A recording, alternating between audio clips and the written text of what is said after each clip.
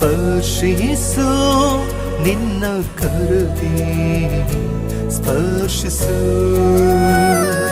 ನಿನ್ನ ಕರದಿ, ಸ್ಪರ್ಶಿಸು ಸ್ಪರ್ಶಿಸು ಸ್ಪರ್ಶಿಸು ನಿನ್ನ ಕರದಿ, ಸ್ಪರ್ಶಿಸು ನಿನ್ನ ಕರದಿ, ಸ್ಪರ್ಶಿಸು. ಎಲ್ಲರೂ ಹೇಳ್ರಿ, ಯೇಸುವೇ ನಮ್ಮ ಮುಟ್ಟಿಂದಾಗಿ ಆತನ ಪ್ರಸನ್ನ ನಿಮ್ಮ ಮೇಲೆ ಇಳಿದು ಬರ್ತಾರೆ. ರೋಗದಲ್ಲಿರುವುದಾದ್ರೆ ಯೇಸು ಸ್ವಾಮಿನ ಮುಟ್ಟುತ್ತಾ ಇದ್ದಾನೆ. ಹಾಸಿಗೆಯಲ್ಲಿರುವುದಾದ್ರೆ ದೇವರ